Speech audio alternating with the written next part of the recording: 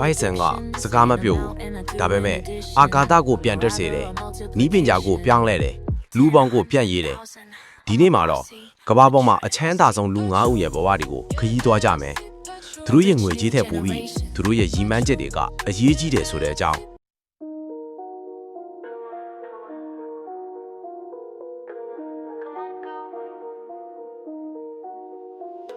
Put your hand in my pocket even if it's defeat by tradition. I don't care. I'm bringing the revolution. No more old habits. အားလုံးမင်္ဂလာပါ Lyrics Channel ကနေပြန်လည်ကြိုဆိုလိုက်ပါတယ်ဒီဘက်မှာလည်းလူကြီးမင်းတို့စိတ်ဝင်စားစရာကမ္ဘာအချမ်းသာဆုံးပုဂ္ဂိုလ်9ဦးအကြောင်းကိုပြောပြပေးပါမယ် Number 1 Elon Musk သူကစီးပွားရေးရှင်တဦးမဆိုပါဘူးသူကအနာဂတ်ကိုဖန်တီးနေသူ Elon Musk ကနီးပညာနဲ့လူသားပေါင်းကြားကတရားတစ်ခုဖြစ်ပါတယ် တာအာဖရိကမှာမွေးဖွားခဲ့တဲ့ Elon Musk ဟာကလေးဘဝကလေးကစိတ်ကူးရင်မှုနဲ့စွန်ဦးတီထွင်မှုကိုချစ်တဲ့သူတစ်ယောက်သူ့ရဲ့ပထမဆုံးကုမ္ပဏီ Zip2 ကနေ AI driven rockets ထိအနာဂတ်ကိုရည်ဝေခဲ့သူ Tesla ကလျှက်စစ်ကားနဲ့ကမ္ဘာကိုပြောင်းလဲတယ် SpaceX ကလူသားတွေကို Mars တို့ခရီးစဉ်စတင်စေတယ် Elon Musk ရဲ့ရည်မှန်းချက်ကစင်ပယ်မဟုတ်ဘူးအနာဂတ်ကိုအကောင့်ထဲပေါ်ခြင်းဖြစ်တယ် Neuralink ကလူဦးနောက်နဲ့ AI ကြားဆက်သွယ်မှုကိုစတင်ခဲ့တယ် Boring Company ကမြို့ပြတည်ယူပို့ဆောင်ရေးကိုပြောင်းလဲဖို့ကြိုးစားနေတယ် Elon Musk ရဲ့စိတ်ကူးတွေကအမှန်တကယ်စွန့်စားမှုတွေချစ်လာခဲ့တယ် သူ့ရဲ့ချမ်းသာမှုကအငွေမဟုတ်ဘူး vision တစ်ခုအတန်းတစ်ခု Elon Musk ကလူသားပေါင်းကိုပြောင်းလဲနေသူသူ့ရဲ့အနာဂတ်ကကျွန်တော်တို့ရဲ့အနာဂတ်ဖြစ်လာနိုင်တယ်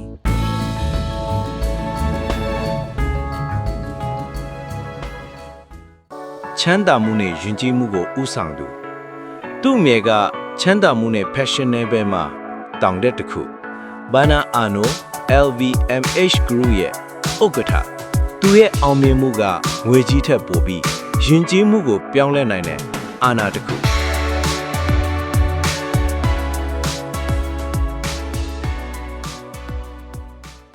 1949ခုနှစ်မှာပြင်သစ်နိုင်ငံမှာမွေးဖွားခဲ့တဲ့ဘာနာဟာအင်ဂျင်နီယာပညာရပ်ကိုလေ့လာပြီးစီးပွားရေးနယ်ပယ်ကိုဝင်ရောက်ခဲ့တယ်။သူ့ရဲ့ပထမဆုံးအောင်မြင်မှုကတစ်ခုချင်းစီအမတ်တန်စိတ်ကိုဝယ်ယူပြီး luxury empire တစ်ခုကိုတည်ဆောက်ခဲ့တယ်။ LVMH ဟာ Louis Vuitton, Dior, Fendi, Givenchy, Hennessy တို့ပါဝင်အမတ်တန်စိတ်80ကျော်ကိုပိုင်ဆိုင်တဲ့ကမ္ဘာ့အကြီးဆုံး luxury group ဖြစ်လာတယ်။ Bernard Arnault ရဲ့ strategy ကဝယ်ယူပြီးတန်ဖိုးမြင့်တင်ခဲ့တယ်။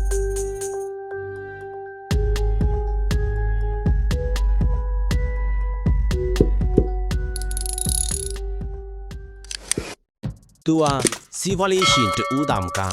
အနုပညာကိုချစ်သူတူပီကက်ဆို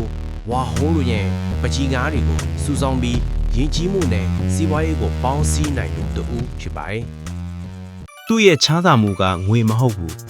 vision တစ်ခုယဉ်ကျေးမှုတစ်ခုဘန်နာအာနိုဟာ luxury ကိုတာမန်အရာတစ်ခုအဖြစ်မဟုတ်ဘဲယဉ်ကျေးမှုတန်ဖိုးအဖြစ်ပြန်ဖော်ပြသူတူဖြစ်ပါတယ် Number 3 Jeff Bezos စာအုပ်ရောင်းသူကဘာကြီးကိုပြောင်းလဲခဲ့သူသူကစာအုပ်ရောင်းသူတူဖြစ်ခဲ့တယ်ဒါပေမဲ့သူ့ရဲ့စိတ်ကူးကကဘာတစ်ခုလုံးကိုပြောင်းလဲနိုင်ခဲ့တယ် Jeff Bezos Amazon Blue Origin The Washington Post သူ့ရဲ့အနာဂတ်ကကျွန်တော်တို့ရဲ့လောကကိုပြောင်းလဲနေပြီ1964ခုနှစ် New Mexico မှာမွေးဖွားခဲ့တဲ့ Jeffrey Bezos ဟာစာအုပ်ချစ်သူတူ Princeton တက္ကသိုလ်မှာပညာသင်ကြားပြီးမှ Wall Street မှာလုပ်လုပ်ခဲ့တယ်ဒါပေမဲ့သူ့ရဲ့စိတ်ကူးကပိုကြီးတယ်1994ခုနှစ်မှာသူ့ရဲ့အင်ဂျင်ဝင်းထဲက garage မှာ Amazon ကိုစတင်တည်ထောင်ခဲ့တယ်။စာအုပ်ရောင်းတဲ့ website တစ်ခုကနေစတင်ပြီးယနေ့မှာတော့ Amazon ဟာကမ္ဘာအကြီးဆုံး e-commerce နဲ့ cloud computing company ဖြစ်လာပြီ။ Amazon နဲ့အတူတူ Bezos ဟာ Blue Origin ကိုတည်ထောင်ပြီးအာကာသခရီးစဉ်ကိုလူတိုင်းအတွက်ဖြစ်အောင်ကြိုးစားနေတယ်။သူ့ရဲ့ motto က Greater than Ferocity တဖြည်းဖြည်းနဲ့တင်းတင်းထန်ထန်ဖြစ်လာခဲ့တယ်။သူရဲ့အောင်မြင်မှုကစာအုပ်တုံးရောင်းခြင်းကနေစတင်ခဲ့ပြီးမြဲ ယနေ့မှာတော့လူသားဖောင်ရဲ့နေ့စဉ်ဘဝကိုပြောင်းလဲနိုင်တဲ့အထိရောက်ရှိလာပြီ Jeff Bezos စိတ်ကူးနဲ့အနာဂတ်ကြားက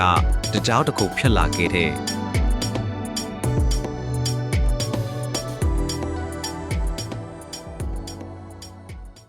နံပါတ်၄ Larry Ellison Data နဲ့အာဏာကိုဦးဆောင်သူက college dropout တူဒါပေမဲ့သူ့ရဲ့စိတ်ကူးကကမ္ဘာအကြီးဆုံး software empire တစ်ခုကိုတည်ဆောက်နိုင်ခဲ့တယ် Larry Ellison Oracle founder billionaire visionary 1944ခုနှစ်မှာနယူးယောက်မြို့မှာမွေးဖွားခဲ့တဲ့ Larry ဟာမိဘမရှိဘဲရှီကာဂိုမှာတော်တော်လေးအခက်အခဲနဲ့ကြီးပြင်းခဲ့တယ်။တက္ကသိုလ်ကိုထပ်ခွာပြီးနောက်မှာတော့ Oracle ကိုတည်ထောင်ခဲ့တယ်။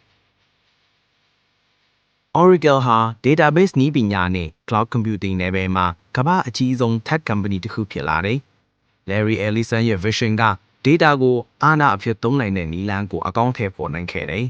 ။သူ့ရဲ့ချမ်းသာမှုက yachts, islands, AI investments တွေနဲ့ပြည့်နေတယ်။ဒါပေမဲ့ Larry Ellison ရဲ့အမွေအနှစ်ကနည်းပညာနဲ့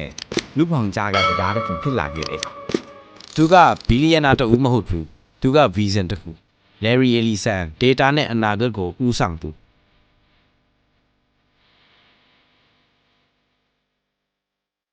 နံပါတ်5 Mark Zuckerberg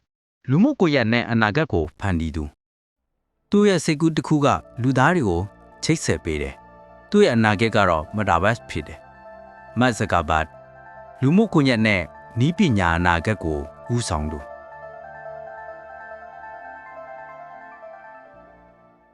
1984ခုနှစ်မှာမွေးဖွားခဲ့တဲ့ Mark ဟာ Harvard တက္ကသိုလ်မှာပညာသင်နေစဉ်အတွင်း Facebook ကိုစတင်တည်ထောင်ခဲ့တယ်။သူ့ရဲ့ရည်ရွယ်ချက်ကတကမ္ဘာလုံးကလူလေးကိုချိတ်ဆက်ဖို့ Facebook ဟာလူသားပေါင်းရဲ့ဆက်သွယ်မှုနည်းလမ်းကိုပြောင်းလဲခဲ့တယ်။2021ခုနှစ်မှာတော့ Meta ဟုအမည်ပြောင်းပြီး Metaverse ကိုဦးတည်ခဲ့တယ်။ Zuckerberg ရဲ့အမြင်ကနည်းပညာနဲ့လူပေါင်းကိုပေါင်းစည်းခြင်းဖြစ်တယ်။ သူ့ရဲ့ vision က Metaverse, AI, Virtual Reality တို့နဲ့လူပေါင်းကိုပြောင်းလဲဖို့ဒါပေမဲ့ privacy, misinformation, censorship စတဲ့ပြဿနာတွေကိုလည်းရင်ဆိုင်နေရတယ်။ Mark Zuckerberg ဟာလူမှုကွန်ရက်နဲ့နည်းပညာအနာဂတ်ကြားကတရားတစ်ခုသူ့ရဲ့အနာဂတ်ကကျွန်တော်တို့ရဲ့ဘဝနဲ့တစ်စိတ်တစ်ပိုင်းဖြစ်နေခဲ့ပါပြီ။